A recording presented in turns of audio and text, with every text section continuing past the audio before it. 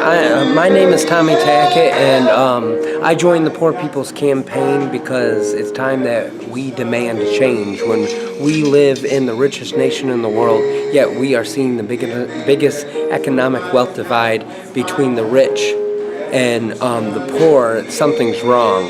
When we have, we're in Detroit as I'm speaking now, and we have 17,000 homes are proposed to get their water shut off. Yet Nestle can take as much water as they want. You know, something's wrong, and we have to demand that it be stopped. We have to be able to call it out and say what it is. It's immoral, and we have to say nothing's going to turn us around. We said we were going to shut down this intersection. We prepared ourselves nonviolently to do it. We did it.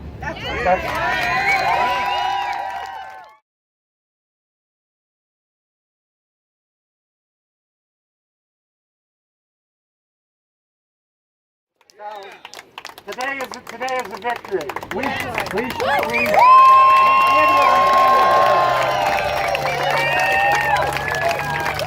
Hi, my name is Bill Wiley Kellerman. I'm a United Methodist pastor, recently retired from St. Peter's Episcopal Church in Detroit. Hi, my name is Jasenia Venegas, and I am one of the Gilbert 7. My name is Marion Kramer Baker. And I've been out here some 60 years in the movement. Hi, my name is Barbara Beasley. I'm an IHM sister. I'm a volunteer coordinator with the Justice, Peace, and Sustainability Office of the IHM Sisters. I was part of a group of 7 people who stopped the Q line in Campus Martius last June. Hi, my name is Richard Levy. I'm a member of the Gilbert 7. I'm Greg Olsta. I'm a member of the Michigan Poor People's Campaign, a national call for moral revival. I'm also a member of the Gilbert 7, which is a group of 7 of us that on last June 18th, we participated in rally and demonstrations in which 33 people were arrested. I'm one of the 33 people that were arrested in Detroit for stopping the Q line, a light rail system that runs through downtown Detroit. 7 of us refused to accept the plea deal that was offered by the prosecuting attorney and instead demanded a jury trial. And we will make our case about why we felt it necessary, morally and politically, to stand up for the poor and impoverished, the people in the city of Detroit in particular, for those people who have experienced water shutoffs, that are not participating and being left out of the gentrification and the so-called comeback in Detroit, as far as why we need to stop the water shutoffs in Detroit, why we need to have a moratorium on all foreclosures in Detroit, and why we need to stand up and ensure that people in Detroit, particularly people that are black and brown, that are also able to participate in the so-called comeback and some economic, actually to realize some economic advantage which they're currently not experiencing. So we go to trial. I'm sure that we will be found not guilty by a jury of our peers and be able to make our case in court to them and to the city of Detroit as to why the city needs to stand up and support black and brown people that are poor and impoverished. Thank you. This is a fight we all ought to be having.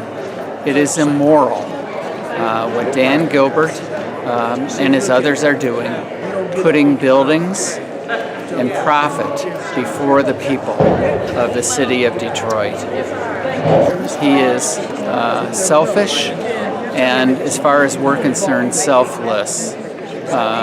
He and his enablers in the city of Detroit government, the county government and the state government, in terms of the tax breaks and all of the other incentives that they've allowed Gilbert to have, and in fact encouraged him to apply for, have robbed the city of their most basic services, education in particular. Dan Gilbert, who kind of represents the structures of in this city of racism and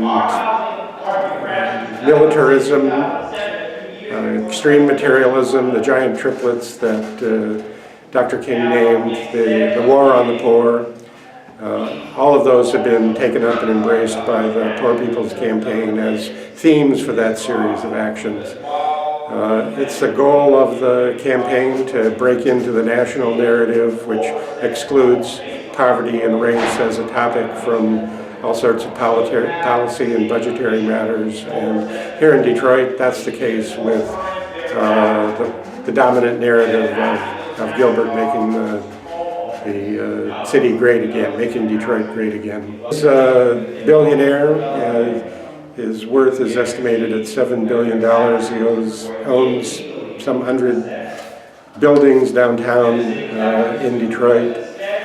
He was the head of the Blight Task Force that surveyed neighborhoods in the city and designating buildings to come down, and actually, I would say, whole neighborhoods to be targeted.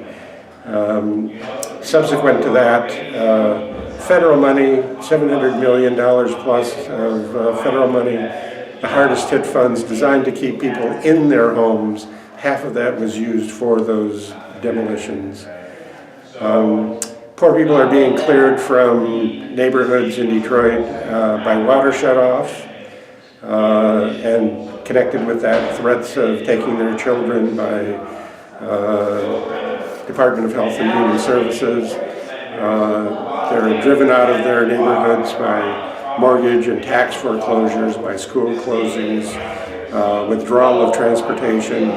So even as this Q line, the Quicken line, $144 million downtown project runs along the strip that the city once redeveloped. People are being pushed out of neighborhoods in an effort to downsize the footprint of Detroit. And then to turn it all around, here's a man that's this man all of a sudden appears, Dan Gilbert, and he is acting like he's the savior. Not the savior for the majority of the folks in Michigan. Not that. The savior for the corporations.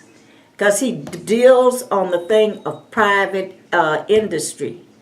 He is one that privatized a whole lot of things, and the mayor and them right behind him. That's Dan Gilbert. This man owns practically the whole of downtown. They have given that to him because they're getting benefits for him on the table. He's the front man. So it was key people to understand. I'd be looking at folks. I have never, rode that. I've never been on that train. We decided that here's something that they have robbed the city of Detroit citizens and the metropolitan area of money. They took money from the people to build that M1 line. We need to show this is one of the ways slowly that they are killing us, but pushing us further and further into poverty. They could have taken that money that they did with that and really built up transportation for the vast majority of the population out here. But it's a joke. So we decided to try to shock the community and stuff and say, this is yours. This is not Dan Gilbert. And it became true when Sister Barbara and Bill Kellerman, Reverend Kellerman, and myself, we were selected, although we stepped forward, the three of us, to be the people that stopped that queue line. That was a wonderful invitation for me to put my body in front of business as usual to try to stop the machine. I very much am working to be what Dr. King challenged people to be, and that is to be a disciplined nonconformist and to be creatively maladjusted. I really am working hard to live up to that profile.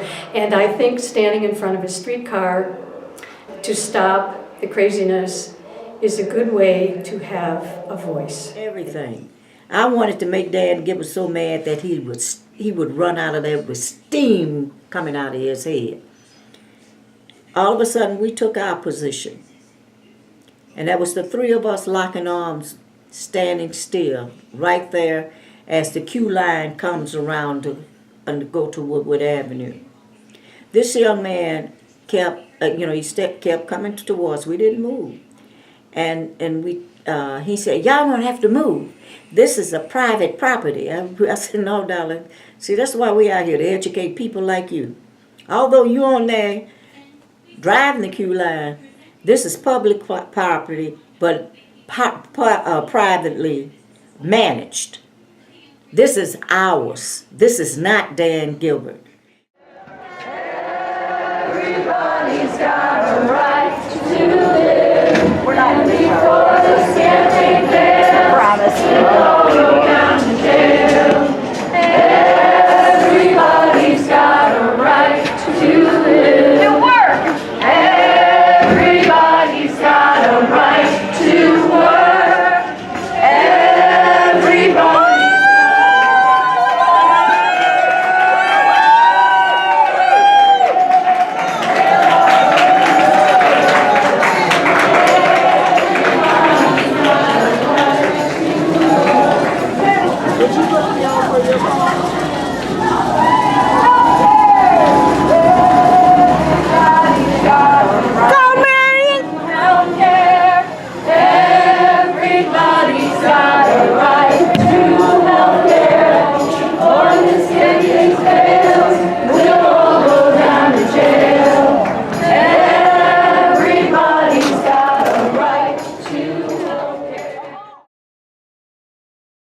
A reason why I participated in this action is if you look at what's happening in Detroit with the not just the false narrative of comeback Detroit, but also with the downtown development that's happening, it's creating a mass disparity between the haves and the have-nots. And while Dan Gilbert, who is the head of Quicken Loans, amasses billions, thousands of Detroiters go without water. In 2019, there's still mass water shutoffs that continue, while billionaires such as Dan Gilbert line his pockets with our lives at our expense. And so that is the reason I, personally for me, I found it of the utmost importance to take part of this moral action, to shut down the queue line, to hold Dan Gilbert accountable, but also hold other bad actors such as Mayor Duggan and all those other powerful players who continue to drain poor communities of their resources while amassing billions. We stood in front of the queue line to stop it. And personally, I did it because I wanted to show a direct example of how our city is allowing private developers to use our resources, our tax money, and our land to their whims to enrich themselves rather than helping the Detroiters who lived here and have lived here for a long time mobilize throughout the city. $144 million was spent on the queue line. With that money, we could have done so much more than have a 3-mile or 6.6 loop, which only connects downtown to the end of the north end. Our city is in desperate need of good transportation, and this didn't cut it. Our city is in need of water infrastructure, of school infrastructure, of stopping home foreclosures. And instead of using money to help Detroiters, we use money for a toy trolley that has been inefficient for the past year that it's been going on. So we stood in front of the queue line to say that we're sick of our city officials groveling at the feet of private developers, and instead of taking our demands to these developers and making them do what Detroiters need, the city leadership has allowed them to do whatever they want and not affecting the neighborhoods that actually need some repair and some support.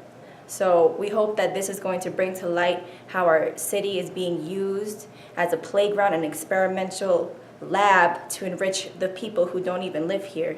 And we ask city leadership to step up and to demand from developers to use their resources in a way that's going to benefit all Detroiters, not just downtown. Say, I believe. I believe. I believe that. I believe that. I believe that we. I believe that we. I believe that we will win. I believe that we will win. I believe that we will win. I believe that we will win. I believe that we will win. I believe that we will win. I believe that we will win. I believe that we will win. That we will win. I believe that we will win. We will win. I believe that we will win. We will win. I believe that we will win. One more time. I believe that we will win. That we will win. I believe that we will win. I believe that we will win. I believe that we will win. I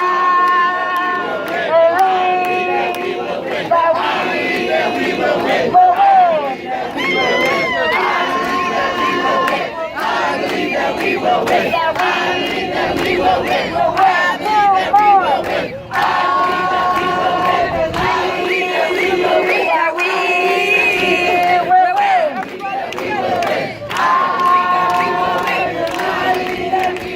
I believe that we will win. I believe that we will win.